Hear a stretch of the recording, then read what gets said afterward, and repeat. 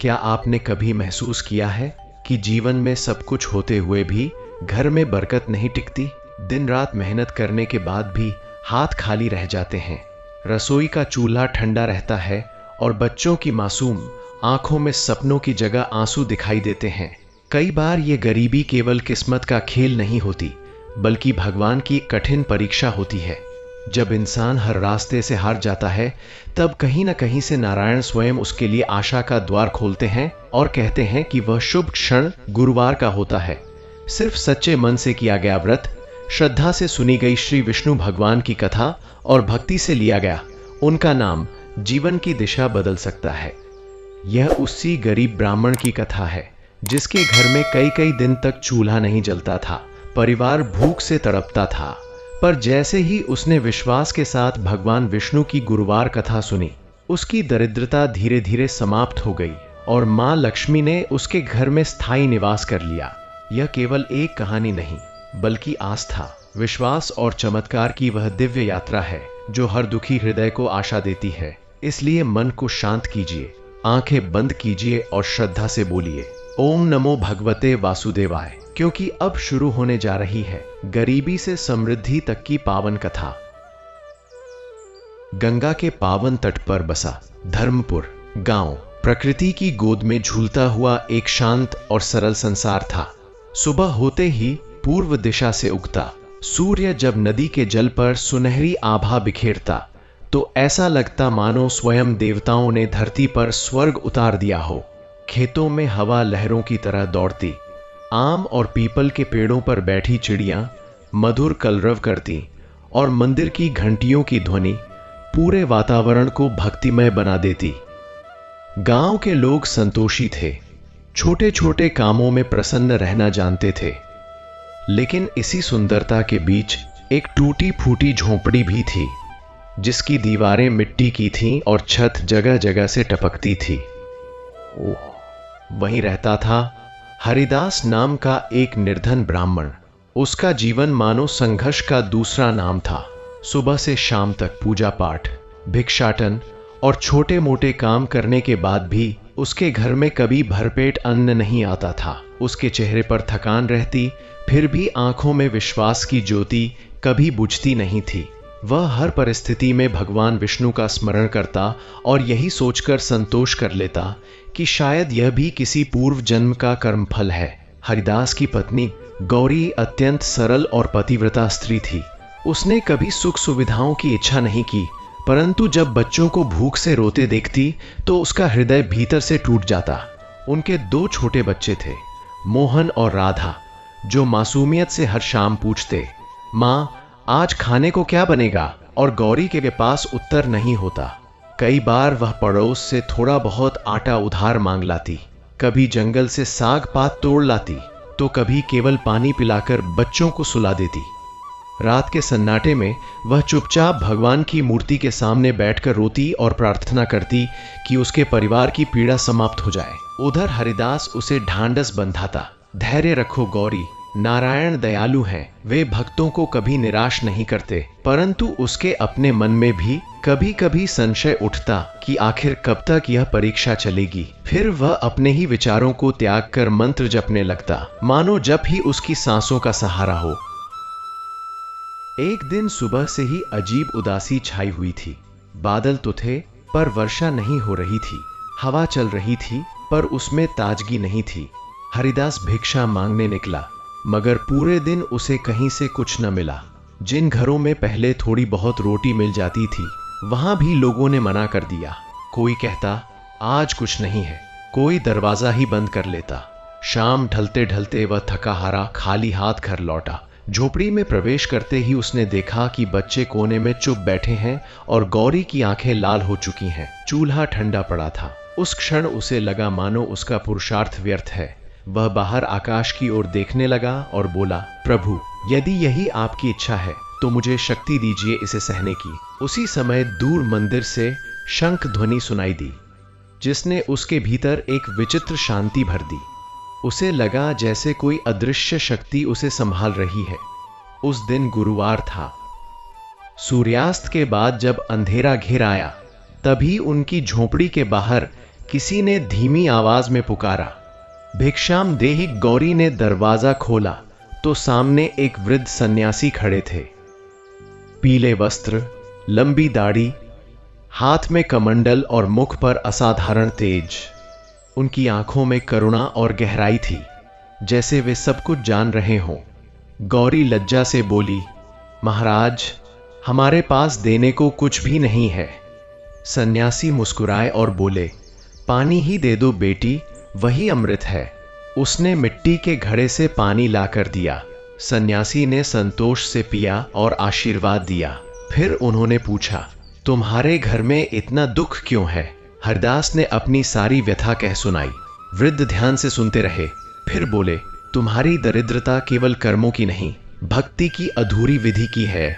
यदि तुम श्रद्धा से प्रत्येक गुरुवार भगवान विष्णु का व्रत रखो, कथा सुनो, पीले वस्त्र धारण करो और किसी भूखे को भोजन कराओ, तो स्वयं लक्ष्मी तुम्हारे घर आएंगी। उनकी वाणी में इतना विश्वास था कि दोनों के मन में आशा की किरण जाग उठी। अगले ही सप्ताह से उन्होंने व्रत करने का निश्चय किया। घर में कुछ नहीं था, फिर भी गौरी ने पुराने कपड़े धोकर पीले रंग में रंग लिए, आंगन को साफ किया और मिट्टी से छोटा सा वेदी बनाकर उस पर विष्णु भगवान की तस्वीर रखी। केले के पेड़ से 2 पत्ते लाकर सजावट की, जंगल से जंगली फूल चुन लाए और एक दीपक में थोड़ा सा तेल डालकर जलाया। हरिदास ने स्नान करके शुद्ध मन से मंत्र जप शुरू किया। जब दोनों ने मिलकर कथा सुननी शुरू की तो वातावरण बदल गया। ऐसा लगा मानो हवा भी शांत हो गई हो और कहीं से मधुर सुगंध आ रही हो। बच्चों ने भी हाथ जोड़ लिए। उस छोटी सी झोपड़ी में पहली बार भक्ति का ऐसा प्रकाश फैला कि गरीबी जैसे क्षण भर को भूल गई। कथा समाप्त होते ही उनके मन में एक अद्भुत संतोष भर गया, जैसे कोई अदृश्य हाथ उनके सिर पर आशीर्वाद रख रहा हो। अगली सुबह एक अप्रत्याशित घटना घटी। गांव के मंदिर के पुजारी बीमार पड़ गए थे और किसी योग्य ब्राह्मण की आवश्यकता थी। ग्राम प्रधान ने हरिदास को बुलाया और कहा, तुम विद्वान हो, कुछ दिन मंदिर की सेवा संभाल लो। यह सुनकर उसकी आंखें भर आईं। उसे पहली बार नियमित काम मिला था। मंदिर से प्रतिदिन थोड़ा अन्न और दक्षिणा मिलने लगी। घर में चूल्हा जलने लगा, बच्चों को भरपेट भोजन मिलने लगा और गौरी के चेहरे पर लंबे समय बाद मुस्कान लौट आई। परंतु हरिदास ने इस परिवर्तन को अपना परिश्रम नहीं, बल्कि गुरुवार व्रत का फल माना। उसने निश्चय किया कि चाहे जो हो, वह भक्ति कभी नहीं छोड़ेगा। हर सप्ताह वे पहले से अधिक श्रद्धा से पूजा करने लगे और जो थोड़ा बहुत मिलता उसमें से भी किसी गरीब को बांट देते। धीरे धीरे उनके जीवन में सुधार आने लगा, लेकिन ईश्वर की लीला यहीं समाप्त नहीं हुई। एक रात हरिदास ने स्वप्न देखा कि एक विशाल सागर के बीच शेषनाग पर विराजमान भगवान विष्णु उसे देख मुस्कुरा रहे हैं। उनके चारों ओर दिव्य प्रकाश फैला था और लक्ष्मी जी उनके चरण दबा रही थी। भगवान ने कहा, भक्त, तुम्हारी श्रद्धा ने हमें प्रसन्न किया है, पर अभी तुम्हारी परीक्षा पूरी नहीं हुई। विश्वास बनाए रखना। हरिदास हड़बड़ाकर जाग गया। उसका हृदय तेजी से धड़क रहा था। उसने स्वप्न गौरी को बताया। दोनों ने इसे ईश्वरीय संकेत समझा। अगले दिन से वे और अधिक सतर्क हो गए कि कहीं अहंकार मन में प्रवेश न कर जाए। वे हर सफलता को भगवान की कृपा मानते और विनम्र बने रहते। समय बीतता गया, पर नियति ने उनके लिए एक कठिन मोड़ तैयार कर रखा था। गांव में अचानक अकाल पड़ गया। वर्षा बंद हो गई, खेत सूखने लगे, अनाज कम होने लगा और लोगों के चेहरे पर चिंता छाने लगी। मंदिर की आय भी घट गई। एक बार फिर गरीबी का साया लौटने लगा, लेकिन इस बार हरिदास और गौरी के मन में पहले जैसी घबराहट नहीं थी। वे जानते थे कि यह भी परीक्षा है। गुरुवार आया तो उन्होंने पहले से रिक्रिएशनल नहीं, बल्कि और अधिक भक्ति से दीप जलाया। आंधी चल रही थी, फिर भी दीपक बुझा नहीं। दोनों ने हाथ जोड़कर प्रार्थना की, प्रभु, चाहे सुख दो या दुख, हमें अपनी भक्ति से दूर मत करना। उसी क्षण उन्हें भीतर से ऐसी शक्ति मिली कि सारे भय मिट गए। उन्हें महसूस हुआ कि अब उनका जीवन केवल उनके हाथ में नहीं, स्वयं नारायण की छाया में है और आगे जो भी होगा वह किसी बड़ी दिव्य लीला का आरंभ मात्र है। अकाल की आहट धीरे धीरे पूरे धर्मपुर पर किसी अदृश्य छाया की तरह फैल गई। पहले खेतों की हरियाली फीकी पड़ी, फिर मिट्टी की नमी सूखकर दरारों में बदल गई। तालाब, जो कभी बच्चों की हंसी और पशुओं की प्यास बुझाने का सहारा था, अब गंदले पानी की छोटी सी परत में सिमट गया था। गांव के किसानों की आंखों में चिंता घर करने लगी। बैल कमजोर पड़ गए, अनाज के भंडार खाली होने लगे और घर घर में फुसफुसाहट शुरू हो गई कि इस बार वर्षादि देवता रूठ गए हैं। जो लोग पहले संतोषी थे, वे भी अब भविष्य से डरने लगे। मंदिर में चढ़ावा कम हो गया, पूजा पाठ में भी पहले जैसी रौनक न रही। हरदास जब सुबह मंदिर के आंगन को साफ करता तो उसे लगता मानो पूरा वातावरण मौन होकर किसी अनहोनी की प्रतीक्षा कर रहा है। फिर भी वह रोज दीप जलाता, शंख बजाता और पूरी श्रद्धा से आरती करता, क्योंकि उसे विश्वास था कि अंधकार चाहे जितना गहरा हो, एक छोटी सी लौ भी उसे चुनौती दे सकती है। गौरी घर में बचा खुचा अन्न गिनती और बहुत सोच समझकर भोजन बनाती, ताकि कुछ दिन और चल सके। बच्चे अब शिकायत नहीं करते थे, मानो वे भी समय से पहले बड़े हो गए हों। दिन बीतते गए और कठिनाई बढ़ती गई। मंदिर से मिलने वाला अन्न भी आधा कर दिया गया। कई बार ऐसा होता कि हरिदास स्वयं भूखा रह जाता और बच्चों को खिला देता। एक रात मोहन ने धीरे से पूछा, बाबा, क्या भगवान फिर से हमें पहले जैसा भोजन देंगे? उस मासूम प्रश्न ने उसके हृदय को चीर दिया। उसने बेटे को गोद में लेकर कहा, जब तक हम भगवान का नाम लेते रहेंगे, वे हमें कभी अकेला नहीं छोड़ेंगे। लेकिन भीतर कहीं हल्की सी चिंता भी थी। क्या उसकी श्रद्धा इतनी मजबूत है कि पूरे परिवार को संभाल सके? उसी रात गौरी ने कहा, यदि जरूरत पड़ी तो मैं खेतों में मजदूरी कर लूंगी। हरिदास ने मना किया, पर उसकी आंखों में पत्नी के लिए सम्मान और बढ़ गया। विपत्ति इंसान को तोड़ती भी है और गढ़ती भी। उनके जीवन में यह समय दोनों काम कर रहा था। वे पहले से अधिक एक दूसरे का सहारा बन गए थे, जैसे दो दीपक एक दूसरे की लौ से रोशनी ले रहे हों। अगला गुरुवार आया तो परिस्थितियां और भी कठिन थीं। घर में केवल मुट्ठी भर चावल बचे थे। गौरी ने कहा, आज व्रत के बाद क्या प्रसाद चढ़ाएंगे? हरिदास कुछ देर चुप रहा, फिर बोला, जो है वही पर्याप्त है, भगवान को भावना चाहिए। उसने उस मुट्ठी भर चावल में से भी थोड़ा अलग रख दिया।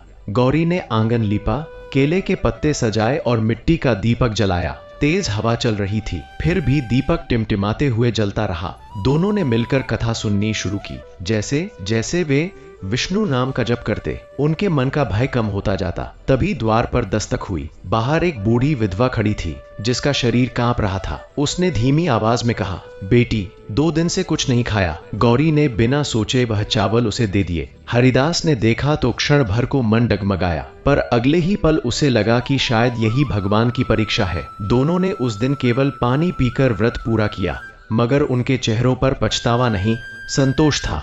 रात को जब वे सोए तो अजीब सा स्वप्न आया। हरिदास ने देखा कि वही वृद्ध सन्यासी सामने खड़े हैं, जिनसे पहली बार मुलाकात हुई थी। इस बार उनके पीछे सुनहरी आभा थी। उन्होंने कहा, भक्त जो भूखे को खिलाता है, वह सीधे मुझे अर्पण करता है। तुम्हारा दान व्यर्थ नहीं जाएगा। इतना कहकर वे आकाश में विलीन हो गए। हरिदास की नींद खुल गई। उसका हृदय धड़क रहा था, पर भीतर गहरी शांति थी। उसने गौरी को जगाकर सब बताया। दोनों ने हाथ जोड़कर प्रणाम किया। सुबह होते ही मंदिर से संदेश आया कि पास के नगर का एक धनी व्यापारी तीर्थ यात्रा पर आ रहा है और विशेष पूजा करवाना चाहता है। पुजारी ने हरिदास को बुलाकर कहा, आज तुम्हें ही सारी व्यवस्था संभालनी होगी। उस दिन पूजा के बाद व्यापारी ने प्रसन्न होकर पर्याप्त दक्षिणा और अनाज दान में दिया। हरिदास जब वह अन्न घर लाया तो गौरी की आंखों से आंसू बह निकले। उसे लगा जैसे भगवान ने उनकी छोटी सी आहुति का कई गुना प्रतिफल दे दिया। लेकिन अकाल अभी समाप्त नहीं हुआ था। गांव के कुछ लोग ईर्ष्या करने लगे। वे कहने लगे, देखो हरिदास के घर कैसे अनाज आ रहा है, जरूर कोई चाल है। कुछ ने तो यह भी अफवाह फैला दी कि वह मंदिर का अन्न छुपाकर घर ले जाता है। यह सुनकर हरिदास का मन दुखी हुआ। उसने कभी किसी का बुरा नहीं सोचा था, फिर भी लोग संदेह कर रहे थे। ग्राम प्रधान ने उसे बुलाकर पूछताछ की। उसने विनम्रता से सब सच बता दिया। प्रधान समझदार था, उसने बात वहीं समाप्त कर दी। पर गांव की फुसफुसाहटें बंद नहीं हुई। गौरी ने उसे समझाया, जब पेड़ फल देता है तभी पत्थर पड़ते हैं। हरिदास ने तय किया कि वह किसी से विवाद नहीं करेगा, वह और अधिक सेवा करेगा, ताकि लोगों का भ्रम स्वयं दूर हो जाए। उसने मंदिर में आने वाले हर जरूरतमंद को प्रसाद देना शुरू कर दिया, चाहे उसके घर में कम क्यों न पड़े। धीरे धीरे कुछ लोगों को अपनी गलती का एहसास हुआ। पर कुछ के मन में जलन अब भी थी। इसी बीच एक और संकट आया। मोहन अचानक बीमार पड़ गया। तेज बुखार, कांपता शरीर और बेहोशी। गौरी घबरा गई। गांव का वैद्य भी कह गया कि हालत गंभीर है, दवा के लिए पैसे नहीं थे। हरिदास का मन टूटने लगा। उसने पहली बार भगवान से शिकायत की, प्रभु, परीक्षा लेनी है तो मुझसे लो, बच्चे को क्यों कष्ट दे रहे हो। उसकी आंखों से आंसू बह निकले। रात भर वह बेटे के सिरहाने बैठा रहा और विष्णु सहस्त्र नाम का पाठ करता रहा। गौरी ने भी उपवास रखा। बाहर आकाश में बादल गरज रहे थे, जैसे प्रकृति भी बेचैन हो। आधी रात के बाद अचानक मोहन की सांसें सामान्य होने लगी। उसका माथा ठंडा पड़ गया। सुबह होते होते वह उठ बैठा और बोला, माँ, मुझे भूख लगी है। यह सुनते ही गौरी ने उसे सीने से लगा लिया। हरिदास ने मन ही मन प्रणाम किया। उसे लगा जैसे स्वयं भगवान ने उसके बच्चे को जीवन दान दिया हो। उस घटना के बाद उसकी श्रद्धा और दृढ़ हो गई। अब वह हर गुरुवार केवल अपने परिवार के लिए नहीं, पूरे गांव के कल्याण के लिए प्रार्थना करने लगा। उसने तय किया कि जो भी मिलेगा उसमें से कुछ अंश अवश्य दान करेगा। धीरे धीरे कुछ और लोग भी उसके साथ व्रत रखने लगे। मंदिर में फिर से भजन कीर्तन शुरू हुआ। लोगों ने देखा कि जहां भक्ति है वहां निराशा टिकती नहीं। अकाल के बीच भी आशा के छोटे छोटे दीप जलने लगे। बच्चे शाम को कथा सुनने आने लगे। महिलाएं मिलकर प्रसाद बनाती और पुरुष मिलकर कुएं की सफाई करते। मानो एक व्यक्ति की श्रद्धा ने पूरे गांव में नई ऊर्जा भर दी हो। हरिदास को यह देखकर प्रसन्नता होती, पर वह अपने मन में अहंकार आने नहीं देता। वह जानता था कि वह केवल माध्यम है, करने वाला तो ऊपर वाला है। एक रात जब सब सो रहे थे, हरिदास मंदिर के प्रांगण में अकेला बैठा था। आकाश साफ था, तारे चमक रहे थे और हल्की हवा बह रही थी। उसने आंखें बंद करके ध्यान लगाया। अचानक उसे लगा जैसे चारों ओर दिव्य प्रकाश फैल रहा है। उसने देखा कि शेषनाग पर विराजमान भगवान विष्णु उसके सामने प्रकट हैं। उनके साथ मां लक्ष्मी भी हैं। उनके मुख पर करुणा और प्रसन्नता थी। भगवान ने कहा, भक्त, तुम्हारी निष्ठा ने केवल तुम्हारा नहीं, पूरे गांव का भाग्य बदल दिया है। पर अभी अंतिम परीक्षा शेष है। धैर्य रखो, सत्य और सेवा का मार्ग मत छोड़ो। प्रकाश धीरे धीरे विलीन हो गया। हरिदास लंबे समय तक वहीं बैठा रहा। उसके भीतर भय नहीं बल्कि अद्भुत साहस था। उसे लगा कि आने वाले दिन कुछ बड़ा परिवर्तन लेकर आने वाले हैं और वह मन ही मन तैयार हो गया कि चाहे कैसी भी परिस्थिति आए, वह गुरुवार का व्रत और विष्णु नाम का स्मरण कभी नहीं छोड़ेगा। कुछ ही दिनों बाद धर्मपुर के आकाश में एक अजीब सी निस्तब्धता छा गई। बादल आते तो थे पर बरसते नहीं थे, जैसे किसी अदृश्य शक्ति ने वर्षा को बांध रखा हो। खेतों की मिट्टी अब धूल बनकर उड़ने लगी थी और पेड़ों की पत्तियां मुरझाकर झर रही थीं। गांव के बुजुर्ग चौपाल पर बैठकर पुराने दिनों को याद करते और कहते कि ऐसा भीषण समय उन्होंने वर्षों में नहीं देखा। पशुओं की आंखों में पानी की तलाश थी। बच्चों के चेहरों पर खिलखिलाहट की जगह चिंता उतर आई थी। हरिदास यह सब देखता तो उसका मन करुणा से भर जाता। वह रोज मंदिर में दीप जलाकर केवल अपने परिवार के लिए नहीं, पूरे गांव के लिए प्रार्थना करता। उसकी आवाज में ऐसी विनती होती कि सुनने वाले भी भावुक हो उठते।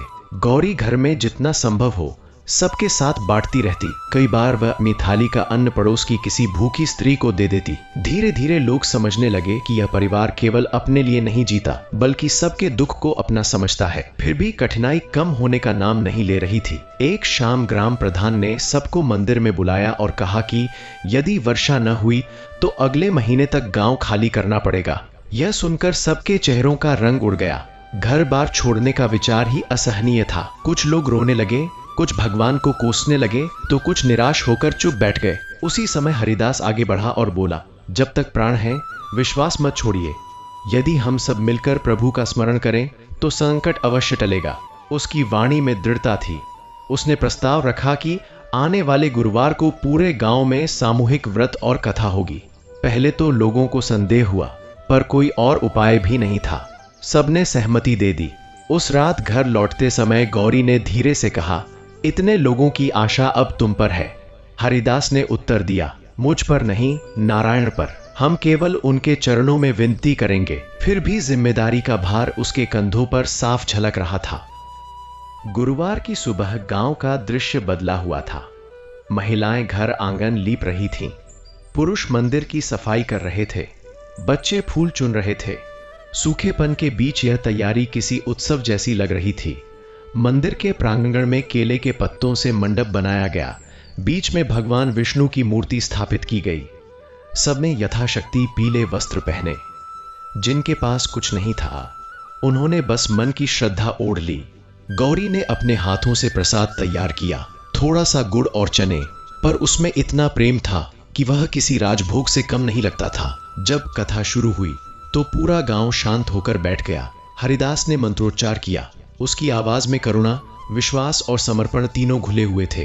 जैसे जैसे कथा आगे बढ़ती गई, लोगों के चेहरे बदलने लगे। कुछ की आंखों से आंसू बहने लगे, कुछ हाथ जोड़कर रो पड़े। वर्षों की पीड़ा मानो शब्दों के साथ बह रही थी। कथा के अंत में सबने मिलकर भजन गाया। उसी समय दूर आकाश में बादल घिरते दिखाई दिए। पहले हल्की हवा चली, फिर ठंडी बयार बहने लगी।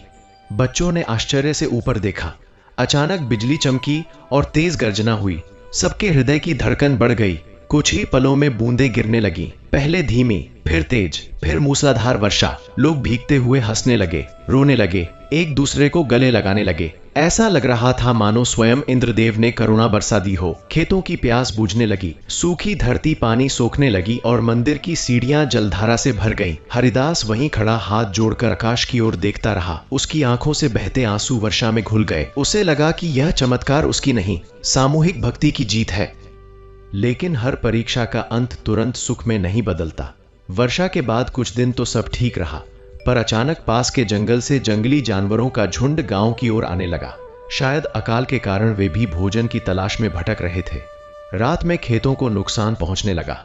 किसान फिर चिंतित हो गए। लोग कहने लगे कि अब यह नई मुसीबत आ गई। हरिदास ने सलाह दी कि सब मिलकर खेतों की रखवाली करें और मंदिर में प्रतिदिन दीप जलाएं। उसने स्वयं कई रातें जागकर बिताई। एक रात जब वह खेत के किनारे बैठा मंत्र जप रहा था, तभी उसने देखा कि एक विशाल काला सांड उसकी ओर बढ़ रहा है। क्षण भर को वह घबरा गया, पर उसने भागने की बजाय भगवान का नाम लिया। आश्चर्य की बात यह कि जानवर उसके पास आकर शांत हो गया और धीरे धीरे मुड़कर चला गया। यह देखकर बाकी लोग भी निर्भय हो गए। उन्हें लगा कि कोई अदृश्य शक्ति उनकी रक्षा कर रही है। दिन बीतते गए और गांव में धीरे धीरे समृद्धि लौटने लगी। खेतों में हरियाली छा गई, अनाज की बालियां लहलहाने लगी। लोगों ने राहत की सांस ली। अब वे हर गुरुवार मंदिर में एकत्र होकर कथा सुनते और प्रसाद बांटते। हरिदास का सम्मान बढ़ गया, पर उसने कभी खुद को बड़ा नहीं समझा। वह पहले की तरह ही सादगी से रहता, स्वयं झाड़ू लगाता, पानी भरता और सबसे विनम्रता से बात करता। गौरी भी सबकी सहायता करती। दोनों के व्यवहार ने लोगों के मन में गहरा प्रभाव डाला। बच्चे उन्हें आदर्श मानने लगे। गांव में पहली बार ऐसा लगा कि समृद्धि केवल धन से नहीं, बल्कि एकता और श्रद्धा से आती है। एक शाम एक अजनबी व्यापारी गांव में आया। उसके वस्त्र महंगे थे, पर चेहरा थका हुआ था। उसने मंदिर में आकर हरिदास से पूछा, क्या यहां रहने की जगह मिल सकती है? हरिदास ने उसे अपने घर में ठहराया। गौरी ने जो भी था प्रेम से परोस दिया। व्यापारी ने पूछा, तुम लोग इतने साधनहीन होकर भी इतने प्रसन्न कैसे हो? हरिदास ने मुस्कुराकर कहा, जब से हमने भगवान को अपना मान लिया, तब से अभाव भी आशीर्वाद जैसा लगता है। व्यापारी देर रात तक उनकी बातें सुनता रहा। अगले दिन उसने बताया कि वह बहुत धनी है, पर घर में कलह और अशांति है, इसलिए शांति की खोज में निकला है। जाते समय उसने आभार स्वरूप कुछ धन और अनाज देना चाहा। हरिदास ने केवल उतना ही स्वीकार किया जितनी जरूरत थी और बाकी मंदिर व गरीबों के लिए रख दिया। व्यापारी उसकी निस्वार्थता देखकर दंग रह गया। उस रात हरिदास को फिर स्वप्न आया।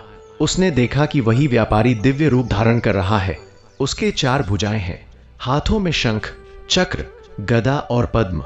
उसके पास लक्ष्मी जी खड़ी हैं। हरिदास समझ गया कि यह स्वयं भगवान विष्णु हैं। भगवान ने कहा, भक्त, तुमने हर परिस्थिति में सेवा और विश्वास नहीं छोड़ा, इसलिए तुम्हारे गांव में अब दरिद्रता नहीं टिकेगी। जहां कथा और दान साथ हों, वहां मैं स्वयं निवास करता हूं। यह सुनते ही हरिदास भाव विभोर होकर उनके चरणों में गिर पड़ा। जब उसकी आंख खुली तो हृदय में असीम शांति थी। उसने जाना कि उनकी साधना सफल हो रही है और यह तो बस उस महान लीला का अगला अध्याय है जो आगे चलकर उनके जीवन को और भी अद्भुत मोड़ देने वाली है। सप्ताह पहले बंजर दिखाई देते थे, अब उनमें कोमल हरी अंकुरियां झांक रही थीं। धूप की हल्की किरणें जब उन पत्तियों पर पड़ती तो वे मोतियों की तरह चमकती। तालाब फिर से भरने लगे। कुओं में पानी की सतह ऊपर आ गई और पशुओं के चेहरे पर भी स्फूर्ति लौट आई।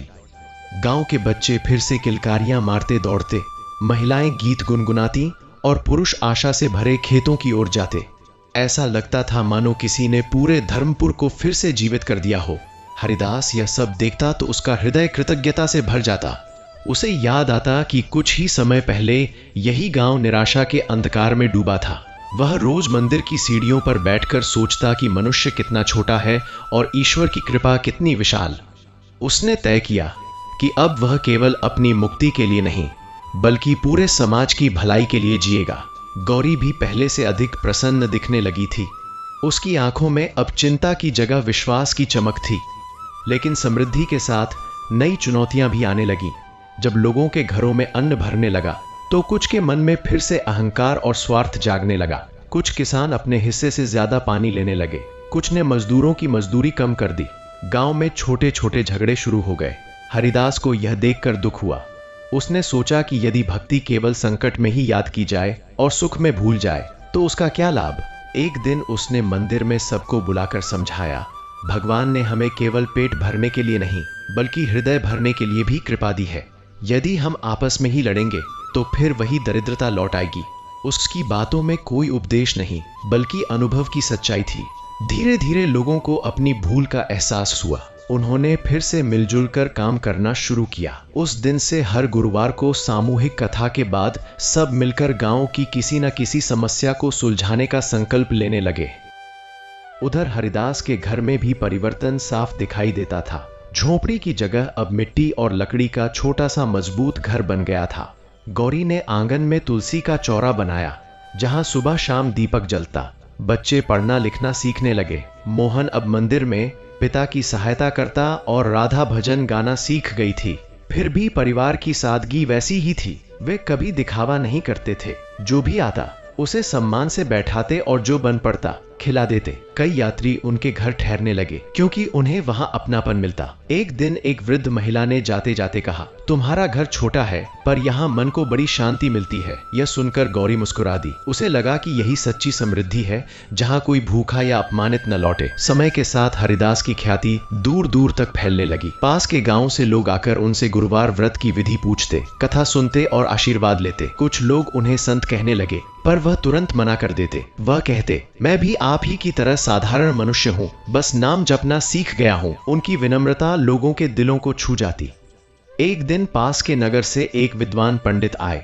उन्होंने हरिदास से शास्त्रार्थ करने की इच्छा जताई। गांव वाले उत्सुक हो उठे, पर जब चर्चा शुरू हुई तो हरिदास ने बड़े प्रेम से कहा, ज्ञान वह नहीं जो किसी को हराए, ज्ञान वह है जो किसी का दुख हर ले। उसकी सरल बातों में इतनी गहराई थी कि पंडित भी निरुत्तर हो गए। उन्होंने स्वीकार किया कि सच्चा ज्ञान पुस्तकों से नहीं, अनुभव और करुणा से आता है।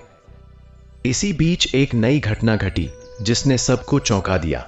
एक रात मंदिर के गर्भगृह से विष्णु भगवान की छोटी स्वर्ण मूर्ति चोरी हो गई। सुबह जब यह खबर फैली तो हाहाकार मच गया। लोगों ने शक की नजरों से एक दूसरे को देखना शुरू कर दिया। कुछ ने बाहरी यात्रियों पर आरोप लगाया, कुछ ने गांव के ही गरीबों को दोषी ठहराया। वातावरण फिर से अशांत हो उठा। हरिदास को यह देखकर बहुत दुख हुआ। उसने कहा, भगवान को कोई चुरा नहीं सकता, वे तो सबके हृदय में हैं। हमें घबराने की जगह धैर्य रखना चाहिए। पर भीड़ गुस्से में थी। उसी दिन ग्राम प्रधान ने पहरे बढ़ा दिए और खोज शुरू कर दी। रात को हरिदास मंदिर में बैठकर रो पड़ा। उसे लगा जैसे किसी ने उसके अपने प्रिय को छीन लिया हो। उसने हाथ जोड़कर प्रार्थना की, प्रभु यदि यह भी आपकी लीला है तो हमें सही मार्ग दिखाइए। उसी रात उसे स्वप्न में संकेत मिला। उसने देखा कि एक कच्चे रास्ते के पास बरगद के पेड़ के नीचे मिट्टी खोदी जा रही है। सुबह होते ही वह उस स्थान पर गया। कुछ लोगों ने उसका साथ दिया। वहां खुदाई करने पर सचमुच मूर्ति मिल गई। पता चला कि एक युवक जो लालच में आकर चोरी कर बैठा था, डर के कारण उसे वहीं छिपा गया था। युवक पकड़ा गया तो रोने लगा और अपने अपराध की क्षमा मांगने लगा। लोग उसे दंड देना चाहते थे, पर हरिदास ने कहा, गलती से सीख लेना ही सबसे बड़ा दंड है। उसने युवक को माफ कर दिया और उसे मंदिर की सेवा में लगा लिया। यह देखकर सबके मन पिघल गए। उन्हें समझ आया कि कठोरता से नहीं, करुणा से समाज सुधरता है। उस दिन मूर्ति की पुनः स्थापना बड़े उत्सव के साथ हुई और गांव में फिर से आनंद लौट आया। धीरे धीरे धर्मपुर भक्ति और सेवा का केंद्र बन गया। यहाँ आने वाले लोग केवल दर्शन नहीं बल्कि मन की शांति लेकर लौटते। गुरुवार की कथा अब एक परंपरा बन चुकी थी। बच्चे बड़े होकर भी इसे नहीं छोड़ते थे। गौरी हर बार प्रसाद बनाते समय वही प्रेम मिलाती जो उसने पहले दिन मिट्टी के दीपक के साथ मिलाया था। हरदास जब कथा सुनाता तो उसके शब्द सीधे हृदय में उतरते। वह गरीबी के अपने पुराने दिनों को याद कर सबको बताता कि कठिनाई से भागो मत, उसे भक्ति से बदलो। लोग ध्यान से सुनते क्योंकि वे जानते थे कि यह किसी किताब की कहानी नहीं, उनके सामने खड़े व्यक्ति का जीवन है। एक शाम सूर्यास्त के समय हरिदास अकेला नदी किनारे बैठा था। आकाश के रंग बदल रहे थे, कभी लाल, कभी सुनहरे, कभी बैंगनी। पानी में उन रंगों की परछाइयां झिलमिला रही थीं। उसने गहरी सांस ली और सोचा कि जीवन भी इसी नदी जैसा है, कभी शांत, कभी उफनता, पर अंततः सागर में ही मिल जाता है। तभी उसे भीतर से एक आवाज सुनाई दी, जैसे कोई कह रहा हो कि उसकी यात्रा अभी समाप्त नहीं हुई है, आगे और भी बड़ी जिम्मेदारी उसका इंतजार कर रही है। उसने आंखें बंद करके भगवान को प्रणाम किया और मन ही मन संकल्प लिया कि चाहे समय कैसा भी हो, वह गुरुवार का व्रत, सेवा और दया का मार्ग कभी नहीं छोड़ेगा। उसे आभास हो चुका था कि आने वाले दिनों में उसके जीवन में फिर कोई अद्भुत घटना घटने वाली है, जो केवल उसके परिवार ही नहीं बल्कि दूर दूर तक अनगिनत लोगों के भाग्य को बदल देगी। धीरे धीरे धर्मपुर की प्रसिद्धि आसपास के प्रदेशों तक फैलने लगी। जो गांव कभी नक्शे पर भी नहीं दिखाई देता था, वहां अब दूर दूर से लोग आने लगे। कोई अपने रोग से मुक्ति की आशा लेकर आता, कोई पारिवारिक कलह से परेशान होकर, तो कोई केवल मन की शांति पाने के लिए।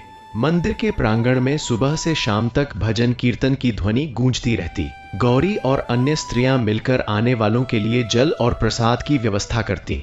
हरदास सबको धैर्यपूर्वक सुनता, उनके दुख बांटता और उन्हें एक ही बात समझाता कि सच्ची भक्ति में स्वार्थ नहीं होता। वह कहता, भगवान से केवल मांगने से नहीं, देने से भी कृपा मिलती है। लोग उसकी सादगी देखकर प्रभावित होते, क्योंकि उसमें किसी साधु जैसा आडंबर नहीं था, बस एक सामान्य गृहस्थ का सहज अपनापन था। कभी कभी वह सोचता कि जो व्यक्ति कल तक 2 वक्त की रोटी के लिए भटकता था, आज इतने लोगों की आशा का केंद्र कैसे बन गया, और फिर तुरंत मन ही मन नारायण को धन्यवाद देता कि उन्होंने उसे केवल माध्यम बनाया है। समय के साथ गांव में एक छोटी सी पाठशाला भी खुल गई, जहां बच्चों को पढ़ना लिखना सिखाया जाने लगा। यह विचार भी हरिदास का ही था। उसका मानना था कि ज्ञान और भक्ति दोनों साथ हों, तभी समाज आगे बढ़ता है। मोहन अब युवावस्था में प्रवेश कर चुका था और पढ़ाई के साथ मंदिर की व्यवस्था भी संभालने लगा था। राधा मधुर स्वर में भजन गाती तो सुनने वाले मंत्रमुग्ध हो जाते। गौरी को अपने बच्चों पर गर्व था, पर उसने उन्हें कभी अहंकार नहीं करने दिया। वह हमेशा कहती, जो कुछ है भगवान की देन है। परिवार में पहले जैसी सादगी और अनुशासन बना रहा। वे आज भी वही मिट्टी के दीपक जलाते, वही केले के पत्ते सजाते और वही सरल प्रसाद चढ़ाते जैसे पहले दिन चढ़ाया था। भले ही साधन बढ़ गए थे, पर उनकी भावना में कोई परिवर्तन नहीं आया। यही बात लोगों को सबसे अधिक प्रेरित करती थी। एक दिन पास के नगर से संदेश आया कि वहां का राजा स्वयं धर्मपुर आना चाहता है। यह सुनकर गांव वाले आश्चर्यचकित रह गए। राजा के आने की खबर से हलचल मच गई। रास्ते साफ किए गए, मंदिर सजाया गया और सबने मिलकर स्वागत की तैयारी की। कुछ लोग घबराए भी कि कहीं यह सब दिखावा ना बन जाए, पर हरिदास शांत था। उसने कहा, राजा भी इंसान है, उसे भी वही शांति चाहिए जो हम सबको चाहिए। निर्धारित दिन राजा अपने सैनिकों और मंत्रियों के साथ आया। उसने मंदिर में प्रवेश कर बड़ी विनम्रता से प्रणाम किया। फिर हरिदास से मिला और बोला, मैंने आपके बारे में बहुत सुना है। मेरे महल में धन है, वैभव है, पर मन अशांत रहता है। क्या कारण है कि आपके छोटे से गांव में इतना संतोष है? हरिदास ने मुस्कुराकर उत्तर दिया, जहां सेवा और संतोष है, वहीं शांति है। धन बाहर की सुविधा देता है, पर भीतर की शांति केवल भक्ति से मिलती है। राजा देर तक उसकी बातें सुनता रहा। राजा ने आग्रह किया कि हरिदास कुछ दिन उसके महल में चलकर कथा सुनाए। पहले तो उसने मना किया, पर ग्रामवासियों के कहने पर वह तैयार हो गया। गौरी ने विदा करते समय कहा, जहां भी जाओ अपनी सादगी मत छोड़ना। हरिदास ने सिर हिलाया और राजा के साथ नगर की ओर चल पड़ा। महल की भव्यता देखकर वह क्षण भर को चकित रह गया। ऊंची दीवारें, चमकदार फर्श, सोने चांदी के बर्तन, सब कुछ था, पर वातावरण में एक अजीब सी खालीपन थी। वहां लोगों के चेहरों पर मुस्कान कम और चिंता अधिक थी। राजा ने विशेष सभा आयोजित की, जहां हरिदास ने गुरुवार व्रत की कथा सुनाई। उसने वही सरल शब्द कहे जो वह गांव में कहता था। आश्चर्य की बात यह थी कि राज परिवार के लोग भी उसकी बातों से प्रभावित हुए। रानी की आंखों से आंसू बह निकले। उसने स्वीकार किया कि वर्षों से महल में आपसी ईर्ष्या और लालच ने सबका सुख छीन लिया है। कुछ ही दिनों में महल का वातावरण बदलने लगा। लोग सुबह शाम भजन करने लगे। रसोई से गरीबों को भोजन बांटा जाने लगा और सेवकों के साथ भी सम्मान से व्यवहार होने लगा। राजा ने स्वयं गुरुवार का व्रत रखना शुरू किया। उसने देखा कि जैसे जैसे उसका मन शांत हो रहा है, राज्य की समस्याएं भी सुलझने लगी हैं। अपराध कम हुए, प्रजा संतुष्ट रहने लगी। राजा ने कृतज्ञ होकर हरिदास को ढेर सारा धन और भूमि दान में देने की इच्छा जताई। हरिदास ने विनम्रता से कहा, महाराज, मुझे केवल इतना दीजिए कि मैं अपने गांव लौट सकूं और सेवा करता रहूं। अंततः उसने दान का अधिकांश भाग गरीबों और मंदिरों के लिए रखवा दिया। राजा उसकी निस्वार्थता देखकर दंग रह गया और बोला, आज समझा कि सच्चा संत वही है जो कुछ अपने लिए नहीं चाहता। गांव लौटते समय हरिदास के मन में कई विचार उठ रहे थे। उसे लगा कि भगवान ने उसे केवल अपने परिवार की दरिद्रता मिटाने के लिए नहीं चुना, बल्कि कई लोगों के जीवन में प्रकाश फैलाने के लिए भेजा है। धर्मपुर पहुंचते ही सबने उसका स्वागत किया। गौरी की आंखों में खुशी छलक रही थी। उसने देखा कि उसके पति का चेहरा पहले से अधिक तेजस्वी लग रहा है, मानो भीतर से कोई दिव्य ज्योति जल रही हो। उस रात उन्होंने मिलकर भगवान को धन्यवाद दिया। परंतु अगले ही दिन एक नई समस्या सामने आई। पास के कुछ दुष्ट लोग, जिन्हें गांव की बढ़ती प्रतिष्ठा से जलन थी, अफवाह फैलाने लगे कि हरिदास ने राजा से बहुत धन लेकर खुद रख लिया है। यह सुनकर कुछ लोगों के मन में संदेह पैदा हुआ। हरिदास को यह जानकर दुख हुआ, पर उसने सफाई देने की बजाय अपने कर्मों पर भरोसा रखा। उसने तय किया कि वह सबके सामने हिसाब रखेगा। मंदिर के प्रांगण में उसने राजा द्वारा दिए गए दान का पूरा विवरण बताया और अधिकांश धन गांव की भलाई के लिए लगा दिया। कुएं की मरम्मत, पाठशाला का विस्तार, गरीबों के लिए अन्न भंडार। लोगों ने जब यह देखा तो उन्हें अपनी भूल पर शर्म आई। जिन्होंने अफवाह फैलाई थी, वे भी सिर झुकाकर माफी मांगने लगे। हरिदास ने किसी से कटु शब्द नहीं कहा। उसने केवल इतना कहा, संदेह से बड़ा कोई शत्रु नहीं। उसकी यह बात सबके हृदय में उतर गई। उस दिन से गांव में पारदर्शिता और आपसी विश्वास की नई परंपरा शुरू हुई। रात को जब सब शांत हो गया, हरिदास मंदिर में अकेला बैठा दीपक की लौ को देख रहा था। उसे याद आया कि कभी यही लौ उसकी झोपड़ी में टिमटिमाती थी और आज उसी लौ ने कितनों के जीवन में प्रकाश फैला दिया है। उसने महसूस किया कि असली चमत्कार धन या वर्षा नहीं, बल्कि मन का परिवर्तन है। उसने आंखें बंद की तो उसे फिर वही दिव्य आभा दिखाई दी, मानो भगवान विष्णु मुस्कुराकर कह रहे हों कि यात्रा अभी जारी है, आगे और भी आत्माओं को मार्ग दिखाना है। हरिदास ने मन ही मन प्रणाम किया और निश्चय किया कि चाहे उसे कितनी भी दूर क्यों न जाना पड़े, वह गुरुवार की कथा और सेवा का दीप जलाए रखेगा, ताकि अंधकार कभी किसी के जीवन पर स्थायी रूप से न छा सके। समय की धारा अपनी गति से बहती रही और धर्मपुर का जीवन एक नई लय में ढल गया। अब गांव में केवल खेती और पशुपालन ही नहीं, बल्कि भक्ति और सेवा भी रोजमर्रा का हिस्सा बन चुकी थी। सूर्योदय होते ही मंदिर की घंटियां बजती, बच्चे पाठशाला जाते, महिलाएं तुलसी चौरे पर दीप जलाती और पुरुष खेतों की ओर निकल पड़ते। हवा में अब भय या अभाव की गंध नहीं, बल्कि संतोष की मधुरता थी।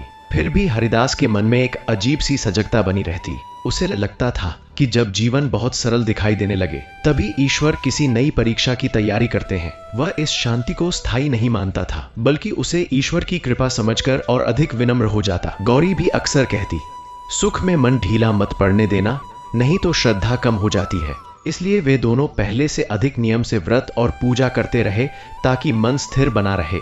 इसी बीच पड़ोसी प्रदेश में भयंकर बीमारी फैलने की खबर आई। लोग उसे महामारी कहने लगे थे। कई गांव खाली हो चुके थे और जो बच गए थे वे भय से कांप रहे थे। कुछ दिनों बाद कुछ बीमार यात्री धर्मपुर की सीमा पर दिखाई दिए। वे थके हुए थे, उनके शरीर में घाव थे और आंखों में मदद की याचना। गांव वाले घबरा गए। किसी ने कहा, इन्हें अंदर मत आने दो, बीमारी फैल जाएगी। कुछ ने पत्थर उठाकर उन्हें भगाने की कोशिश की। यह देखकर हरिदास का हृदय कांप उठा। उसने आगे बढ़कर सबको रोका और बोला, डर हमें निर्दयी बना देता है। यदि हम इन्हें छोड़ देंगे तो हमारी भक्ति किस काम की। उसने अपने घर का पिछला हिस्सा खाली कराया और वहां बीमारों के लिए जगह बनाई। गौरी ने बिना हिचक उनके घाव साफ किए, काढ़ा बनाया और सेवा में लग गई। शुरू में लोग डरते रहे, पर धीरे धीरे कुछ और महिलाएं भी सहायता करने लगी। पूरे गांव ने सावधानी रखी, पर करुणा नहीं छोड़ी। रात दिन की सेवा के बीच कई बार स्थिति बहुत कठिन हो जाती। कुछ रोगी ठीक हो जाते तो कुछ ईश्वर को प्यारे हो जाते। जब किसी की मृत्यु होती तो हरिदास स्वयं उसका अंतिम संस्कार करता और प्रार्थना करता कि उसकी आत्मा को शांति मिले। यह सब देखकर गांव वालों के मन में उसके प्रति और भी सम्मान बढ़ गया। वे समझ गए कि सच्ची भक्ति केवल दीपक जलाने से नहीं, बल्कि पीड़ा को बांटने से होती है। कुछ ही हफ्तों में स्थिति सुधरने लगी। जिन लोगों को सबने त्याग दिया था वे धीरे धीरे स्वस्थ होने लगे। जाते समय वे हाथ जोड़कर रोते हुए आशीर्वाद देते। उनमें से कई तो धर्मपुर में ही बस गए, क्योंकि उन्हें यहां अपनापन मिला था। इस सेवा ने गांव को और भी बड़ा परिवार बना दिया। लेकिन इस करुणा की परीक्षा भी जल्दी समाप्त नहीं हुई। एक रात मोहन को तेज बुखार आ गया। वही बीमारी अब उसके घर तक पहुंच गई थी। गौरी का चेहरा सफेद पड़ गया। उसने मन ही मन सोचा कि क्या दूसरों की सेवा करने का यही फल है। पर अगले ही क्षण उसने अपने विचारों को झटक दिया और बेटे की सेवा में लग गई। हरिदास भी विचलित था, पर उसने विश्वास नहीं छोड़ा। वह पूरी रात विष्णु सहस्त्र नाम का पाठ करता रहा। उसकी आवाज में थरथराहट थी, पर श्रद्धा अडिग थी। उसने भगवान से कहा, प्रभु, यदि यह परीक्षा है तो मुझे शक्ति दीजिए, मैं शिकायत नहीं करूंगा। कई दिन की सेवा और दवा के बाद मोहन धीरे धीरे स्वस्थ हो गया। यह देखकर पूरे परिवार ने राहत की सांस ली। उन्हें लगा जैसे भगवान ने फिर से उन्हें अपनी छाया में ले लिया हो। इस घटना के बाद धर्मपुर की पहचान और भी गहरी हो गई। अब लोग उसे सेवाग्राम कहने लगे। आसपास के क्षेत्रों से लोग सीखने आते कि कैसे एक छोटा सा गांव मिलकर बड़े संकटों का सामना कर सकता है। हरिदास सबको यही समझाता कि इसका रहस्य किसी चमत्कार में नहीं, बल्कि सामूहिक श्रद्धा और सहयोग में है। गुरुवार की कथा अब केवल धार्मिक अनुष्ठान नहीं, बल्कि जीवन का मार्गदर्शन बन गई थी। कथा के बाद लोग तय करते कि किस गरीब की मदद करनी है, किस कुएं की मरम्मत करनी है या किस बीमार की सेवा करनी है। बच्चों में भी दया और अनुशासन का भाव बढ़ने लगा। वे छोटे छोटे कामों में हाथ बटाते और गर्व से कहते कि वे विष्णु भक्तों के गांव के निवासी हैं। एक दिन दोपहर को एक अजनबी युवक गांव में आया। उसका पहनावा साधारण था, पर आंखों में बेचैनी थी। उसने हरिदास से कहा, मैंने बहुत पाप किए हैं, कहीं शांति नहीं मिल रही। क्या मेरे जैसे व्यक्ति के लिए भी कोई रास्ता है? हरिदास ने उसे पास बिठाया और बोला, भगवान का द्वार सबके लिए खुला है, पश्चाताप से बड़ा कोई प्रायश्चित नहीं। युवक रो पड़ा। उसने स्वीकार किया कि वह पहले चोरी डकैती करता था, पर अब बदलना चाहता है। हरिदास ने उसे मंदिर की सफाई और सेवा का काम दे दिया। कुछ लोगों ने विरोध किया, पर उसने कहा, जिसे मौका नहीं देंगे वह सुधरेगा कैसे? कुछ महीनों में वह युवक सचमुच बदल गया। उसका व्यवहार इतना विनम्र हो गया कि लोग उसे पहचान ही नहीं पाए। यह देखकर सबको विश्वास हुआ कि प्रेम और भरोसा किसी भी हृदय को बदल सकता है। धीरे धीरे धर्मपुर एक उदाहरण बन गया। राजा भी समय समय पर सहायता भेजता। पाठशाला बड़ी हो गई। एक छोटा औषधालय भी खुल गया। गौरी वहां महिलाओं को जड़ी बूटियों से दवा बनाना सिखाती। राधा भजन मंडली चलाने लगी। मोहन ने खेती के नए तरीके अपनाए, जिससे उपज बढ़ी। फिर भी घर में वही सादगी रही। मिट्टी का आंगन, तुलसी का चौरा और दीपक की लौ।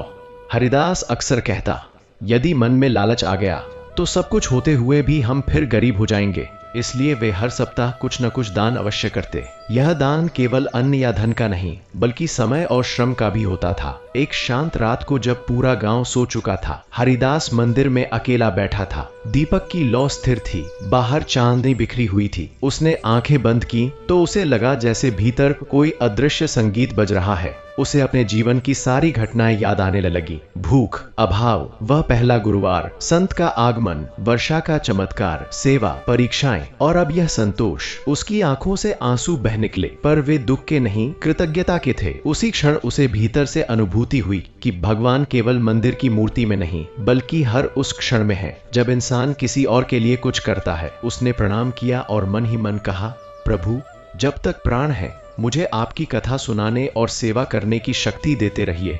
उसे आभास था कि उसकी यात्रा अभी जारी है और आगे भी न जाने कितने जीवन उसकी भक्ति की इस ज्योति से प्रकाशित होने वाले हैं। समय बीतता गया, पर धर्मपुर की कथा यहीं थमी नहीं। जीवन की धारा जितनी शांत दिखाई देती थी, भीतर उतनी ही गहराई लिए बह रही थी। एक ओर गांव में समृद्धि थी, भक्ति थी, सेवा थी, तो दूसरी ओर हरिदास के मन में एक सूक्ष्म वैराग्य जन्म लेने लगा था। अब उसे समझ आने लगा था कि मनुष्य केवल अपने परिवार या गांव तक सीमित नहीं है, बल्कि पूरी सृष्टि ही उसका परिवार है। कई बार रात को वह नदी किनारे बैठ जाता और तारों भरे आकाश को देखता रहता। उसे लगता जैसे अनंत ब्रह्मांड में हर जीव अपनी अपनी पीड़ा लेकर भटक रहा है और कोई अदृश्य शक्ति सबको जोड़कर रखे हुए है। वह मन ही मन सोचता कि यदि गुरुवार की कथा ने उसके छोटे से घर की दरिद्रता मिटा दी, तो क्या यह प्रकाश और दूर तक नहीं फैल सकता? यह विचार धीरे धीरे उसके भीतर संकल्प बनता गया। इन्हीं दिनों एक शाम गांव में एक थकाहारा काफिला पहुंचा। उनमें स्त्रियां, बच्चे और कुछ वृद्ध पुरुष थे। उनके कपड़े फटे हुए थे और चेहरे पर भय की छाया थी। पता चला कि वे दूर पश्चिम दिशा के एक गांव से आए हैं, जहां डकैतों ने हमला कर सब कुछ लूट लिया। घर जला दिए गए, अनाज छीन लिया गया और कई लोग मारे गए। वे किसी तरह जान बचाकर भागे थे। धर्मपुर के लोगों ने उन्हें सहारा दिया, पर उनकी आंखों में अब भी दहशत थी। वे रात को सो भी नहीं पाते थे। यह देखकर हरिदास का हृदय द्रवित हो उठा। उसने समझ लिया कि केवल अन्न और आश्रय देना पर्याप्त नहीं, उनके टूटे हुए मन को भी संभालना होगा। उसने उन सबको मंदिर में बुलाया और शांत स्वर में विष्णु कथा सुनानी शुरू की।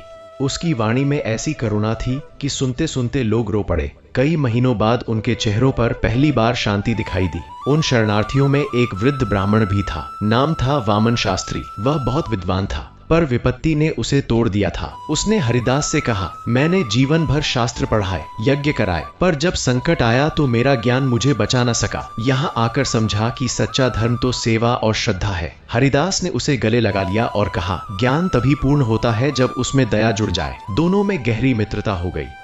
वामन शास्त्री बच्चों को संस्कृत और शास्त्र सिखाने लगे, जिससे पाठशाला और समृद्ध हो गई।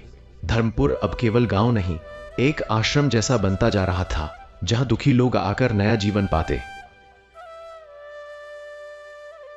एक दिन वामन शास्त्री ने हरिदास से कहा, पास के पहाड़ी क्षेत्र में एक प्राचीन विष्णु मंदिर है, जो वर्षों से उजाड़ पड़ा है। कहते हैं वहां कभी बहुत भक्ति होती थी, पर लोगों ने धीरे धीरे पूजा छोड़ दी और अब वह स्थान भूतहा मान लिया जाता है। यदि वहां फिर से दीप जले तो आसपास के कई गांवों का कल्याण हो सकता है। यह सुनते ही हरिदास के मन में उत्सुकता जागी। उसने कुछ साथियों के साथ वहां जाने का निश्चय किया। अगले गुरुवार वे सब सुबह सुबह निकल पड़े। रास्ता कठिन था, घने जंगल, पथरीली पगडंडियां और सुनसान घाटियां। चलते चलते शाम हो गई। जब वे पहाड़ी के ऊपर पहुंचे तो टूटा फूटा मंदिर दिखाई दिया। दीवारों पर काई जमी थी, मूर्ति धूल से ढकी थी और चारों ओर सन्नाटा था। पर भीतर प्रवेश करते ही हरिदास को एक अद्भुत शांति महसूस हुई, जैसे कोई दिव्य उपस्थिति अब भी वहां विद्यमान हो। उसने सबसे पहले मंदिर की सफाई शुरू की। सबने मिलकर झाड़ू लगाई, घास हटाई और जल से धोया। गौरी ने साथ लाए फूल चढ़ाए और एक छोटा सा दीपक जलाया। जैसे ही दीपक जला, गर्भगृह में प्रकाश फैल गया। वर्षों का अंधकार मानो एक पल में मिट गया। हरिदास ने वहीं बैठकर कथा सुनाई। उसकी आवाज पहाड़ियों से टकराकर गूंज रही थी। ऐसा लग रहा था जैसे स्वयं प्रकृति भी सुन रही हो।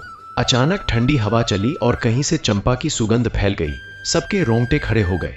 वामन शास्त्री ने धीमे स्वर में कहा, यह स्थान अभी भी जागृत है, बस भक्तों की प्रतीक्षा कर रहा था। उस रात उन्होंने वहीं भजन कीर्तन किया और सुबह लौट आए। कुछ ही दिनों में उस मंदिर की चर्चा फैल गई।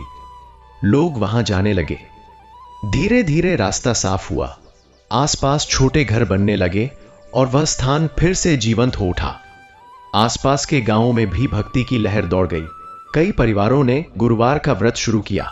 हरिदास को लगा जैसे भगवान उसे एक से दूसरे स्थान पर भेजकर अपना कार्य करा रहे हैं। अब उसका जीवन केवल धर्मपुर तक सीमित नहीं रहा था। वह जहां भी जाता कथा सुनाता, लोगों को जोड़ता और सेवा की प्रेरणा देता। गौरी भी उसके साथ रहती और स्त्रियों को समझाती कि घर की शांति ही सबसे बड़ा धन है। दोनों की जोड़ी लोगों के लिए आदर्श बन गई थी। परंतु हर यात्रा की तरह इसमें भी एक कठिन मोड़ आया। एक बार जब वे पहाड़ी मंदिर से लौट रहे थे तो रास्ते में भयंकर तूफान आ गया। बिजली चमकने लगी, पेड़ गिरने लगे और बारिश इतनी तेज हुई कि कुछ दिखाई नहीं दे रहा था। सब लोग घबरा गए। रात का अंधेरा और जंगल का सन्नाटा भय बढ़ा रहा था। तभी हरिदास ने सबको एक जगह बैठाकर भगवान का नाम जपने को कहा। वे सब भीगते हुए अस नमो भगवते वासुदेवाय जपने लगे। आश्चर्य की बात यह कि कुछ ही देर में तूफान शांत हो गया। बादल छट गए और चांद निकल आया। सबने इसे ईश्वर की कृपा माना। उस क्षण सबके मन में विश्वास और गहरा हो गया कि जब तक भक्ति साथ है कोई संकट स्थायी नहीं। वर्षों बाद जब हरिदास के बाल सफेद होने लगे और चेहरे पर झुर्रियां उभर आईं, तब भी उसकी आंखों की चमक वैसी ही थी। अब मोहन और राधा अधिकांश काम संभालने लगे थे।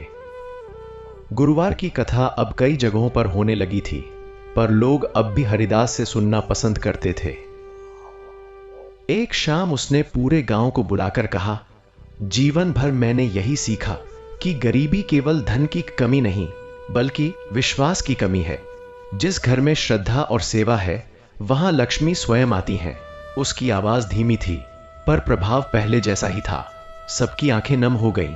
उन्हें लगा कि यह साधारण मनुष्य नहीं बल्कि स्वयं भगवान का दूत है। उस रात जब वह मंदिर में बैठा था उसे फिर वही दिव्य प्रकाश दिखाई दिया। उसने अनुभव किया कि भगवान विष्णु उसके सामने खड़े हैं, मुस्कुरा रहे हैं। उनके पीछे अनगिनत दीप जल रहे हैं, जैसे हर वह घर जहां गुरुवार की कथा सुनी जाती है। भगवान ने कहा, भक्त, तुमने अपने जीवन से साबित किया कि सच्ची भक्ति दुनिया बदल सकती है। अब यह ज्योति तुम्हारे बाद भी जलती रहेगी। हरिदास ने सिर झुका दिया। उसके हृदय में अपार शांति भर गई। उसे लगा कि उसकी यात्रा पूर्णता की ओर बढ़ रही है, पर उसकी कथा अनंत है, क्योंकि जहां भी कोई गुरुवार को श्रद्धा से विष्णु कथा सुनेगा वहां हरिदास की भक्ति की वह छोटी सी लौ अवश्य चमकेगी और हर घर की दरिद्रता को मिटाकर समृद्धि का मार्ग दिखाएगी। उस रात के बाद हरिदास के जीवन में जैसे एक अद्भुत परिवर्तन आ गया था। उसके भीतर एक ऐसी शांति उतर आई थी जो शब्दों में नहीं कही जा सकती। पहले जहां वह सेवा को अपना कर्तव्य समझकर करता था, अब उसे हर कार्य में स्वयं भगवान का साक्षात दर्शन होने लगा। सुबह जब वह मंदिर की घंटी बजाता तो उसे लगता जैसे हर ध्वनि आकाश तक पहुंचकर देवताओं को आमंत्रित कर रही है। जब वह गरीबों को अन्न देता तो उसे प्रतीत होता कि वह किसी भूखे मनुष्य को नहीं बल्कि स्वयं नारायण को भोग लगा रहा है। धर्मपुर के लोग भी उसके चेहरे की चमक देखकर कहते कि उस पर ईश्वरीय कृपा की छाया है। धीरे धीरे उसकी ख्याति दूर दूर तक फैलने लगी। आसपास के गांवों से लोग अपनी परेशानियां लेकर आने लगे। कहीं रोग, कहीं कर्ज, कहीं पारिवारिक कलह। हरिदास सबकी बात ध्यान से सुनता और उन्हें एक ही उपाय बताता, सच्ची श्रद्धा, सेवा और गुरुवार की कथा।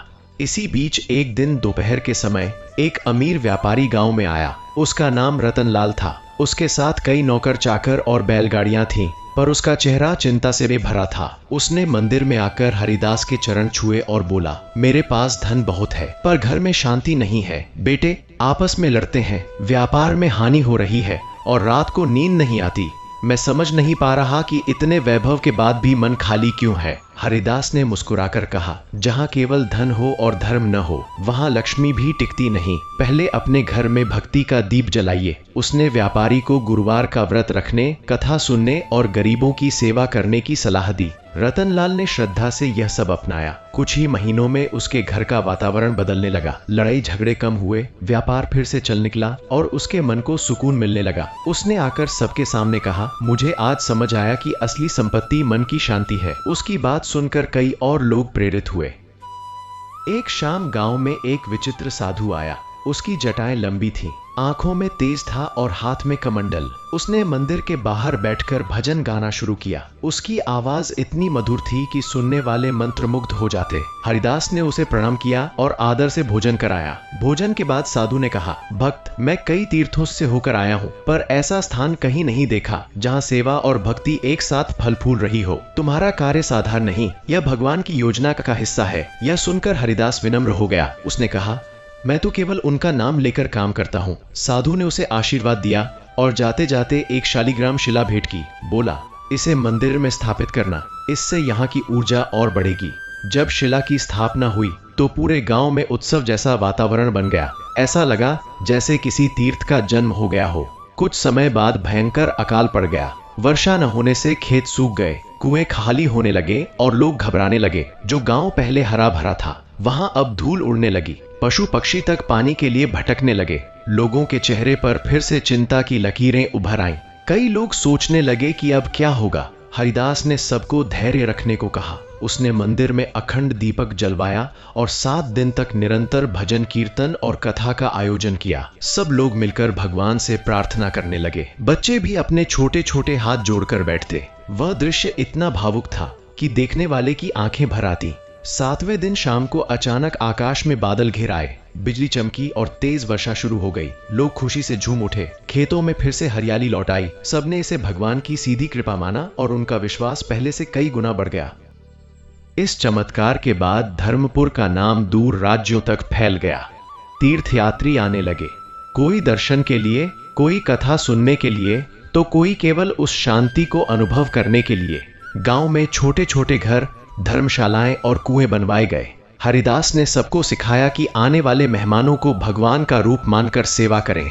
गौरी और राधा स्त्रियों को संगठित करके भोजन बनवाती, बच्चों को साफ सफाई सिखाती। पूरा गांव एक परिवार की तरह काम करता।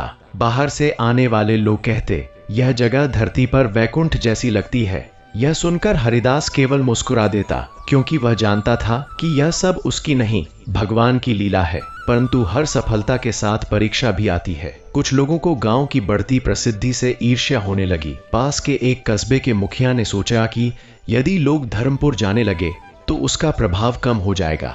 उसने अफवाहें फैलानी शुरू कर दी कि वहां के चमत्कार झूठे हैं, लोग भोलेपन में बहक रहे हैं। कुछ लोग भ्रमित भी हुए। यह बात जब हरिदास तक पहुंची तो उसने किसी से विरोध नहीं किया। उसने कहा, सत्य को प्रमाण की जरूरत नहीं होती, समय स्वयं सब बता देगा। उसने पहले की तरह सेवा और कथा जारी रखी। धीरे धीरे वे लोग भी सच्चाई समझ गए। कई तो स्वयं आकर क्षमा मांगने लगे। हरिदास ने सबको गले लगा लिया। उसके मन में किसी के लिए क्रोध नहीं था। एक दिन रात को उसे स्वप्न आया। उसने देखा कि विशाल सागर के बीच भगवान विष्णु शेषनाग पर विराजमान है। चारों ओर प्रकाश ही प्रकाश है। भगवान ने उसे संकेत दिया कि अब उसे अपने जीवन का ज्ञान दूसरों में बांटना है, ताकि उसके बाद भी यह परंपरा चलती रहे। अगले दिन उसने गांव के युवाओं को बुलाया और उन्हें कथा सुनाने, भजन करने और सेवा करने की शिक्षा देने लगा। उसने मोहन को मंदिर की व्यवस्था सौंपी, राधा को स्त्रियों की टोली की जिम्मेदारी दी और अन्य बच्चों को भी अलग अलग कार्य सौंपे। वह चाहता था कि कोई भी व्यक्ति केवल दर्शक न बने, बल्कि स्वयं भक्ति का भागीदार बने। उसकी यह दूरदर्शिता देखकर सब प्रभावित हुए। समय की धारा चलती रही। हरिदास अब पहले जैसा बलवान नहीं रहा था, पर उसकी वाणी में वही मधुरता और प्रभाव था। एक संध्या वह नदी किनारे बैठा सूर्यास्त देख रहा था। आकाश लालिमा से भरा था और पक्षी अपने घोंसलों की ओर लौट रहे थे। उसने सोचा कि जीवन भी इसी सूर्य की तरह है, उगता है, चमकता है और फिर शांत होकर अस्त हो जाता है, पर अगले दिन फिर लौट आता है। उसने मन ही मन भगवान को धन्यवाद दिया कि उन्होंने उसे इतने लोगों के जीवन में प्रकाश बनने का अवसर दिया। दूर मंदिर की घंटियां बजने लगी और भजन की ध्वनि हवा में घुल गई। वह धीरे धीरे उठा, हाथ जोड़कर आकाश की ओर देखा और मुस्कुराया। उसे विश्वास था कि जब तक गुरुवार की कथा गूंजती रहेगी, तब तक इस धरती पर कोई घर सदा के लिए अंधकार में नहीं रहेगा, क्योंकि जहां विश्वास की लौ जलती है, वहां स्वयं नारायण आकर बस जाते हैं। रात गहराती जा रही थी, पर हरिदास के भीतर एक नया प्रभात जन्म ले चुका था। मंदिर की घंटियों की मधुर ध्वनि और नदी के किनारे बहती ठंडी हवा उसके मन को ऐसे स्पर्श कर रही थी, मानो स्वयं प्रकृति उसे किसी अदृश्य यात्रा के लिए तैयार कर रही हो। उसने आकाश की ओर देखा, जहां असंख्य तारे चमक रहे थे। और उसे लगा जैसे हर तारा किसी भक्त की प्रार्थना है जो भगवान तक पहुंचने की राह खोज रहा है। वह धीरे धीरे मंदिर की सीढ़ियों पर बैठ गया और मन ही मन विष्णु सहस्र नाम का जाप करने लगा। उस क्षण उसके भीतर से सारे भय, मोह और चिंताएं मिटती जा रही थीं। उसे महसूस हुआ कि अब उसका जीवन केवल उसका अपना नहीं रहा, वह तो सैकड़ों हजारों लोगों की आशा बन चुका है। उसे अपने बचपन की गरीबी याद आई, वह समय जब घर में अन्न नहीं था और मन में निराशा थी, और आज वही स्थान भक्ति और समृद्धि का केंद्र बन चुका था। यह सब सोचकर उसकी आंखों से आंसू बह निकले, पर वे आंसू दुख के नहीं, कृतज्ञता के थे। कुछ ही दिनों बाद धर्मपुर में एक नई समस्या उत्पन्न हुई। गांव के बाहर के जंगल में जंगली जानवरों का आतंक बढ़ गया। रात के समय वे खेतों में घुस आते और फसलें नष्ट कर देते। किसान परेशान थे क्योंकि उनकी मेहनत पर पानी फिर रहा था। कई परिवार फिर से चिंता में डूब गए। लोग हरिदास के पास पहुंचे और सहायता की प्रार्थना की। उसने सबको शांत किया और कहा कि भय से समाधान नहीं निकलता, विश्वास से निकलता है। उसने पूरे गांव के साथ मिलकर भगवान की शरण ली। अगले गुरुवार को सबने मिलकर यज्ञ किया, भजन गाए और प्रार्थना की कि प्रकृति में संतुलन बना रहे। आश्चर्यजनक रूप से कुछ ही दिनों में जंगल से जानवरों का आना कम हो गया, जैसे किसी अदृश्य शक्ति ने उन्हें दूसरी दिशा में मोड़ दिया हो। किसानों की फसल बच गई। लोगों ने समझ लिया कि जब मन एक होकर प्रार्थना करता है तो स्वयं सृष्टि उसका साथ देती है। समय के साथ हरिदास की ख्याति इतनी बढ़ गई कि दूर दूर के नगरों से लोग उसे अपने यहां कथा सुनाने के लिए बुलाने लगे। पहले वह संकोच करता, पर फिर सोचता कि यदि भगवान का नाम और फैल सके तो इससे बड़ा पुण्य क्या होगा। वह अपने कुछ शिष्यों के साथ यात्रा पर निकल पड़ता। रास्ते में गांव गांव रुकता, लोगों की पीड़ा सुनता और कथा सुनाकर उन्हें आशा देता। जहां भी वह जाता, लोग उसकी सरलता देखकर चकित रह जाते। वह कभी स्वयं को गुरु नहीं कहता, बस भगवान का सेवक बताता। कई बार तो वह गरीबों के घरों में रुकता, उनके साथ सूखी रोटी खाता और उन्हें समझाता कि संतोष सबसे बड़ा धन है। उसकी यात्राओं से सैकड़ों घरों में भक्ति की लौ जल उठी। लोग गुरुवार का व्रत रखने लगे, दान देने लगे और आपसी प्रेम बढ़ने लगा। इन्हीं यात्राओं में एक बार वह एक ऐसे गांव पहुंचा जहां लोग वर्षों से आपसी झगड़ों में उलझे थे। भाई भाई से बात नहीं करता था, खेतों की सीमाओं को लेकर लड़ाइयां होती रहती थीं। वहां के वातावरण में क्रोध और कटुता भरी थी। हरिदास ने देखा कि यहां गरीबी से ज्यादा मन का अंधकार है। उसने कई दिनों तक वहां ठहरकर कथा सुनाई, बच्चों को भजन सिखाए और सबको साथ बैठाकर भोजन कराया। धीरे धीरे लोगों के दिल पिघलने लगे। एक दिन दो दुश्मन परिवारों ने सबके सामने एक दूसरे को गले लगा लिया। पूरा गांव रो पड़ा। उस दिन हरिदास को समझ आया कि सबसे बड़ा चमत्कार धन या वर्षा नहीं, बल्कि मन का परिवर्तन है। जब हृदय बदल जाता है तभी सच्ची समृद्धि आती है। वर्षों की सेवा और यात्राओं ने उसके शरीर को कमजोर कर दिया था। अब वह जल्दी थक जाता, पर उसकी मुस्कान कभी कम नहीं होती। एक सुबह उसे तेज बुखार हो गया। गांव के वैद्य ने दवा दी, पर वह समझ गया कि शरीर अब विश्राम चाहता है। उसने अपने परिवार और शिष्यों को बुलाया। मंदिर के आंगन में सब इकट्ठा हुए। उसने शांत स्वर में कहा, जीवन का हर क्षण भगवान की देन है। जो कुछ किया उनकी कृपा से किया। अब यह कार्य तुम सबको संभालना है। गुरुवार की कथा कभी बंद मत होने देना, क्योंकि यही हमारे गांव की आत्मा है। सबकी आंखें भर आईं। गौरी उसके पास बैठी उसका हाथ थामे रही। बच्चों ने उसके चरणों में सिर रख दिया। वह सबको आशीर्वाद देता रहा। उस रात पूरा गांव मंदिर में जागरण करता रहा। भजन कीर्तन की ध्वनि आसमान तक गूंज रही थी। दीपकों की रोशनी से पूरा परिसर जगमगा रहा था। हरिदास शालिग्राम शिला के सामने लेटा भगवान का नाम जप रहा था। अचानक वातावरण में एक अनोखी सुगंध फैल गई। कुछ लोगों ने देखा कि उसके चेहरे पर अद्भुत तेज आ गया है, जैसे कोई दिव्य प्रकाश उसे घेर रहा हो। उसने धीरे से आंखें खोली, मंदिर की मूर्ति की ओर देखा और मुस्कुराया। उसके होठों पर अंतिम शब्द थे, नारायण। और फिर उसकी सांसें शांत हो गई। वह क्षण इतना पवित्र था कि किसी को रोना भी नहीं आया। सबको लगा जैसे कोई साधारण मृत्यु नहीं, बल्कि भगवान की गोद में विश्राम हुआ हो। अगले दिन धर्मपुर में शोक नहीं, बल्कि श्रद्धा का वातावरण था। लोगों ने उसे संत की तरह विदाई दी। उसकी स्मृति में मंदिर के पास एक छोटा सा आश्रम बनाया गया, जहां रोज कथा और भजन होने लगे।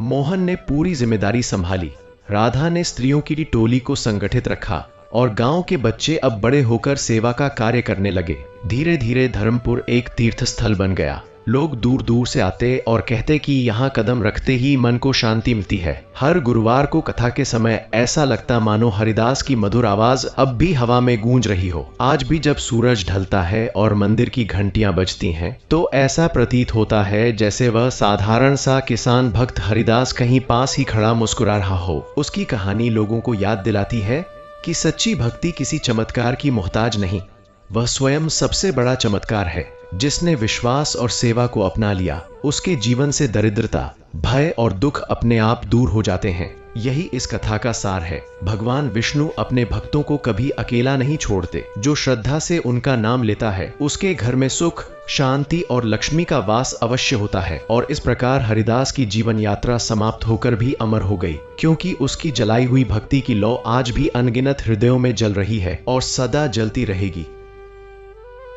दर्शक बंधु, यह कथा यहीं थमती नहीं है, क्योंकि भगवान विष्णु की महिमा किसी एक कहानी या एक प्रसंग तक सीमित नहीं होती। यह तो हर उस हृदय में सदा जीवित रहती है जहां श्रद्धा का दीपक जलता है, जहां सेवा का भाव बसता है और जहां विश्वास कभी डगमगाता नहीं। आज आपने देखा कि किस प्रकार सच्ची भक्ति, संयम, दया और भगवान के नाम का स्मरण एक साधारण जीवन को भी चमत्कारों से भर देता है। कैसे दुख और दरिद्रता धीरे धीरे दूर होकर सुख, शांति और समृद्धि में बदल जाते हैं। जब मन निर्मल हो, कर्म पवित्र हो और नारायण पर अटूट भरोसा हो, तब स्वयं श्री हरि अपने भक्त का हाथ थाम लेते हैं और हर कठिनाई को सरल बना देते हैं। यदि यह कथा आपके हृदय को स्पर्श कर गई हो, यदि आपके भीतर भी भक्ति की ज्योति प्रज्वलित हुई हो, तो इस दिव्य संदेश को आगे अवश्य पहुंचाएं। वीडियो को लाइक करें, चैनल सनातनी ज्ञान को सब्सक्राइब करें और बेल आइकन दबाकर हमारे साथ जुड़े रहें, ताकि ऐसी ही पवित्र और प्रेरणादायक कथाएं आप तक निरंतर पहुंचती रहें। क्योंकि धर्म का ज्ञान बांटने से बढ़ता है और भगवान की कथा सुनने से जीवन में सकारात्मकता और आस्था गहराती है। हम फिर मिलेंगे एक नई कथा, नई प्रेरणा और श्री विष्णु की एक और अद्भुत लीला के साथ। तब तक प्रभु श्री हरि आपके घर में सुख, समृद्धि, शांति और लक्ष्मी का स्थायी वास बनाए रखें। ओ नमो भगवते वासुदेवाय। जय श्री हरि विष्णु, जय सनातन धर्म।